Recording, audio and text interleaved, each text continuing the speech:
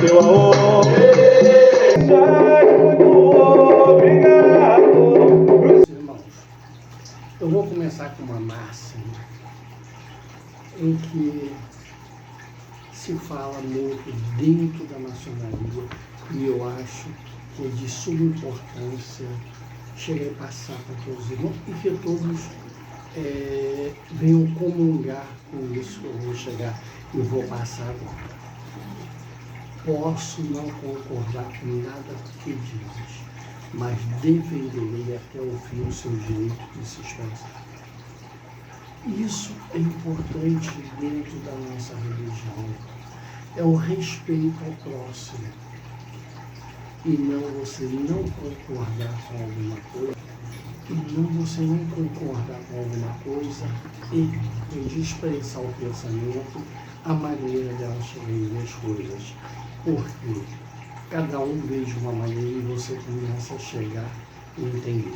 Eu vou botar uma figura aqui de duas pessoas, tá, conversando, em que uma vê o número 6 e a outra vê o número 9. E você vai entender o que eu estou dizendo.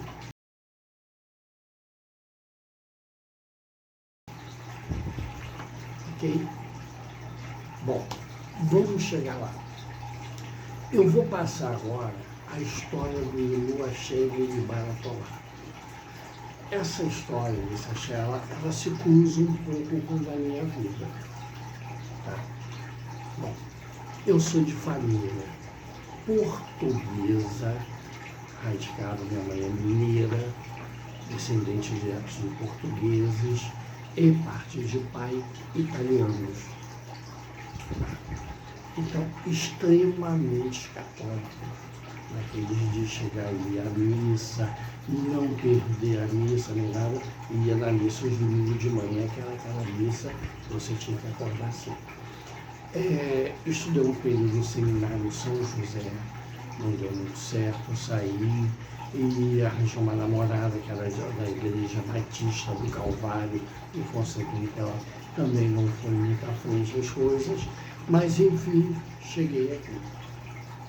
E ainda pequeno, minha mãe, apesar de católica, tudo começou o envolvimento dela com a Umbanda, em que ela foi começou a trabalhar com um preto velho chamado Pai Joaquim Langola, aqui é a fotografia dele.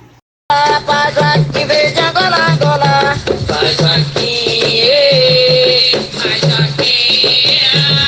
Dessa situação do Pai Joaquim Langola, ela foi evoluindo e começou a ter o centro dela, em que a gente chegou e começou, depois eu comecei também no centro, chegando vendo, trabalhando com o seu Tacarrua, o seu Ricongo, Caboclo Sete Flechas, seu Zé Pelinca, Mulambo, Padilha e a Rainha das Sete Encruzilhadas, não posso deixar de falar. E a vida foi indo tudo até que nós começamos a procurar um local para fazer um centro. Tá? De Umbanda, até então, que seria a tenda espírita Pai Joaquim Langola, que já viu chegar a verdade. Nesse momento, conheci um babalorixá que era de Candomblé, que também tinha as coisas de Umbanda.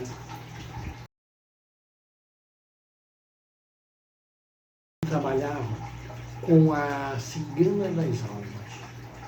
E desse contato todo, o Alexandre me perguntou, olha só, vendo alguma coisa, se der, tem como eu fazer lá uma partezinha de Candomblé disso, tudo. Aí ficou assim, acertado dessa maneira. Mas nesse meio tempo, eu comecei a passar mal, tudo, precisei fazer santo, fiz santo em Angola, no Axé, com Bajussara, tá? Na nação de Angola, com Tata Inquice, Barão do Seregum, sou neto também do Tata Oxaliri, bisneto de Joana Tumburá e tataraneto de Siriá. Estou colocando isso porque não basta apenas chegar e dizer, você tem que dizer de onde é. E sair, a minha iniciação, minha feitura saiu no bairro de Santa Isabel de São Gonçalo. Entendido? Então, está bem claro aí. E como tinha dado para fazer chuva, não sei o quê, Maria do Senhor falou que não fazia isso orixá, esse santo no caso. E chamou o Babalorixá João Luís, que eu já conhecia tudo, que era de Quinto, para fazer as coisas de Exu, porque ele iria fazer Roxibucuri. Tá? E não entendia nada dos problemas que eu estava passando de saúde, eu queria chegar e resolver os problemas de saúde. E assim foi. Na hora que deu o nome foi Exu, foi a confusão, tudo, e acabei não ficando muito mais tempo depois na casa de Angola. Mas aprendi muito de Angola porque eu trabalhava no INSS de frente para outro zelador, que era uma nação de Angola, que eu estou me referindo a Cauê Zeidi. Eu confesso que tinha um terreno dele ali perto do Alcântara, né? Laranjal. E ele me ensinou muito de Angola, eu passei a chegar a estar lá. E de repente eu até iria para Angola quando acabou não dando certo, porque eu fiquei com o João Luís para complementar as coisas. E ele então deu a obrigação de 1 ano. E nesse período a gente já estava vendo um negócio no terreno, disso, aquilo outro, tá? E dentro de o João Luís era da nação Queto, tá? Ele era Queto, filho de seu Guilherme Dodô, que aí eu também passei a ser neto de seu Guilherme Dodô, bisneto de Gersinica de Exu, olha Exu novamente na minha vida, e Ogum também, tá? Eu, no caso, estava com obrigação de honra e passei a ser filho de Obaluaê. E, conforme eu falei, Gersinica de Exu, e que nós chegamos a ser o Otávio da Ilha Amarela. Então eu estava na nação Queto, tá? Na raiz da Ilha Amarela. Com a morte do seu Guilherme Dogum, que tinha até um programa na televisão, o Babalorixá João Luís resolveu ir para a casa de Dona Omidaleuá, que eu já conhecia também, já tinha alguns contatos com ela, e reforçou mais ainda o Babatoro Dedo Meia. Tá? Não, vai sim, tudo e levamos lá. E chegando lá, o que aconteceu? Tá? Ficou tudo acertado dele chegar e fazer as coisas dele com ela, e eu seria então neto de santo dela. Mas, por infelicidade, ele veio a falecer, né, por doenças e outras coisas todas, e eu passei a chegar e ficar direto.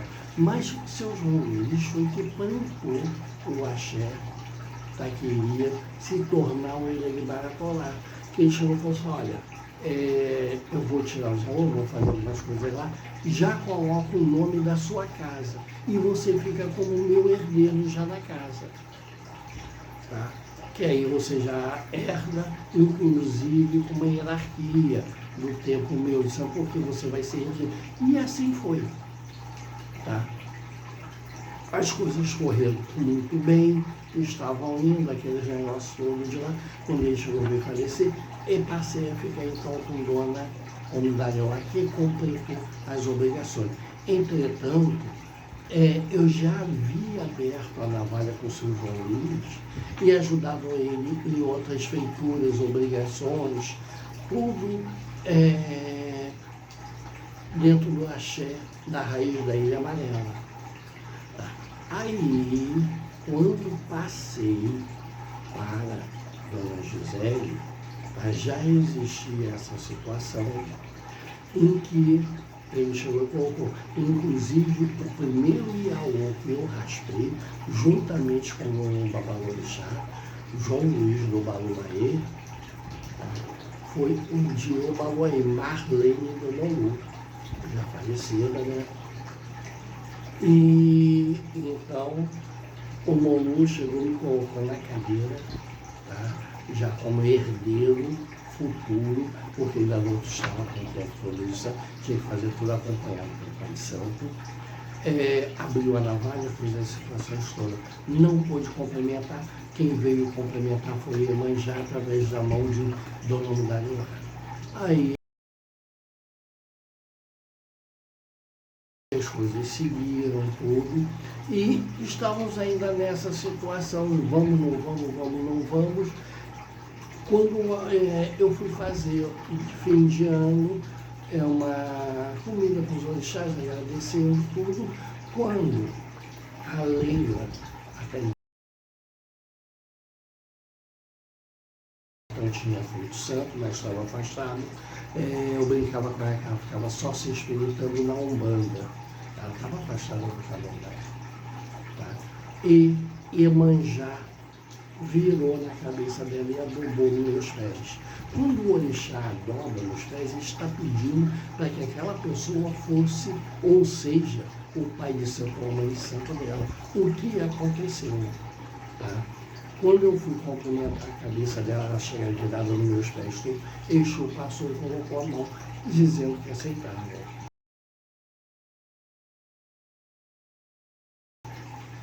Por isso que eu botei ali no início, que eu agradeço muito Iemanjá.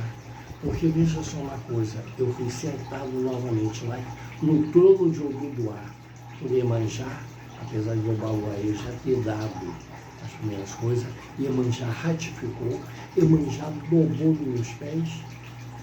E foi um momento muito emocionante, porque realmente Iemanjá na minha vida espiritual houve um movimento forte. Quando eu estava ainda sem obrigação de um ano, porque eu não queria muito me envolver novamente com o candomblé, fui fazer um jogo juntamente com outras pessoas também, com o Babalaô, Rafael Zamora, com quem era muito amigo. Inclusive, quando ele chegou no Brasil, o primeiro a entrevistar ele numa rádio fui eu, porque eu tinha um programa de rádio e recebia para cobrir outras pessoas em programa. Então, eu fui cobrir um programa de uma pessoa que teria que entrevistar ele e por motivo de doença não pôde, e eu fiz as coisas. E fui passando algum tempo, peguei muita amizade com o Zamora, tudo, na casa dele aí, no Cosme Velho, e o jogo dele. No jogo tinha outros babalorixás, esse aqui o outro lá, e teve um jogo que, antes de mim, tudo que a pessoa, Iemanjá determinou outras coisas, que tinha escolhido para pai de santo, que não dava, e que ele só iria cuidar de determinadas coisas. Quando chegou na minha vez, Iemanjá falou que não era para mim chegar e fazer para passar a ser babalaô, que eu continuasse com o babalorixá que ela havia me escolhido. Eu fiquei muito chateado, porque não era o que eu queria só formar, porque até então eu já estava no esoterismo, era astrólogo e tarólogo. Eu fiquei 8 anos fazendo mapa astral, tá? Interpretando o mapa, atendendo as pessoas apenas como tarólogo, astrólogo, tá? E depois tarólogo. E assim foi essa situação. Então, Iemanjá no jogo, ela disse, não, eu escolhi você para ser pai de santo. Tá? A sua mão é para colocar na cabeça das pessoas. E isso daí me chegou. E aí as situações foram indo tudo.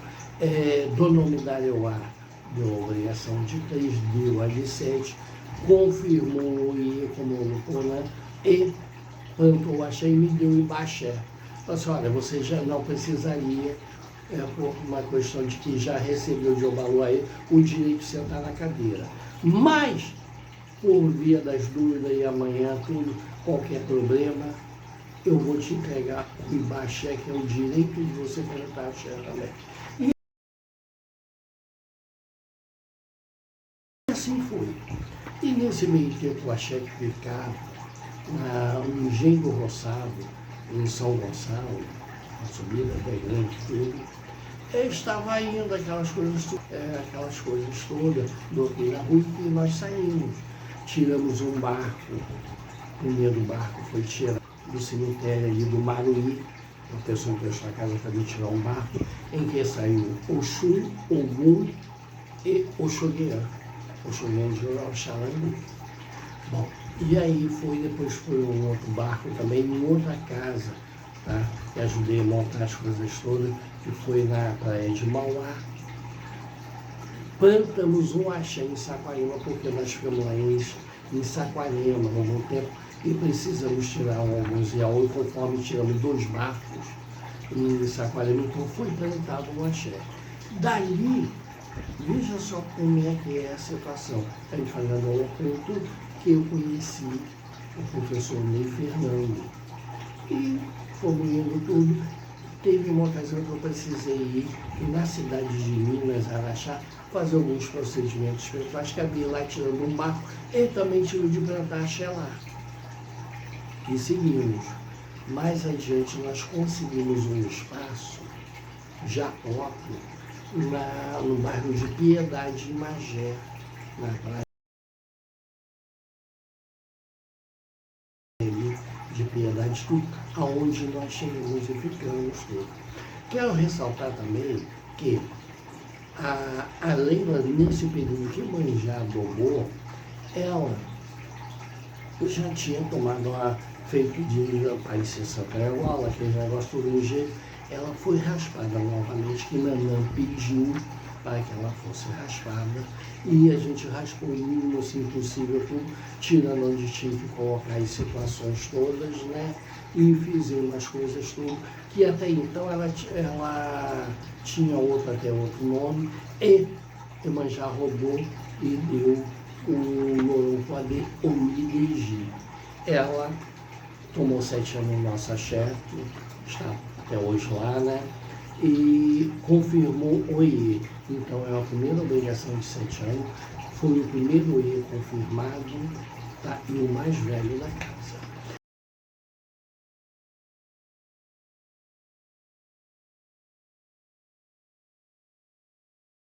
Outros iaús também importantes que fizeram santo, e foi Cumbi,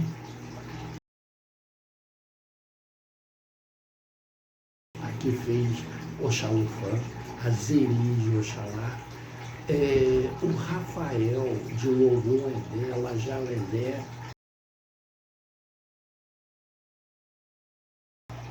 É importante. A Leila de Iemanjá, ela deu obrigação de um ano em EUMD,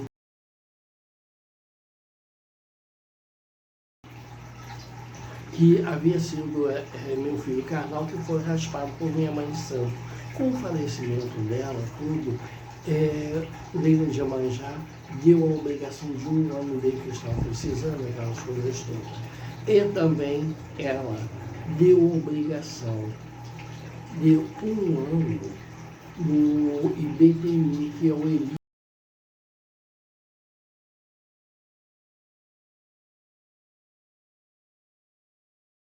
E Beije, tá? Que foi raspado por seu Alvinho Bobonu na São Efon do Axé Pantanal. É importante que se saiba dessas situações. E ela raspou o Mateus de Azawane, deu as obrigações todas, né? As coisas seguiram. Então, esse é o nosso axé. É um axé que nós estamos trabalhando, que nós estamos fazendo as coisas tudo, mas é importante que todos saibam a história do axé e como que ele chegou e foi. Tá? Eu recebi o próprio axé de herança de Ombaluaí. Iemanjá ratificou e me entregou o Ibaxé. Daí que eu peguei grande carinho por Ombaluaí e por Iemanjá. Um outro orixá que diz muito na minha vida, de tamanha importância e situações, Nanã. Nanã eu tenho um carinho, tenho um amor, uma dedicação a ela, porque foi muito importante e é muito importante a minha vida. Ela praticamente chegou e me mostrou muitas coisas, tudo disse, estou aqui, você pode chegar, que é isso que está aqui. Então tem essa situação. Hoje nós somos do axé, da raiz do Popojá, a Taramagui, né? Porque Dona Midari lá ela veio dessa raiz tudo, e o terreiro dela era chamado Ataramaquidá, que é o que nós chamamos de Maquia. Procuro chegar e fazer tudo que minha mãe chega e fazia, entretanto, existe alguns acréscimos que não mexem na parte do orixá. Porque no nosso axé nós temos Ifá, e de Ifá veio Ebeodo, veio as coisas, as situações próprias de Ifá, e que foram se incorporando ao terreiro.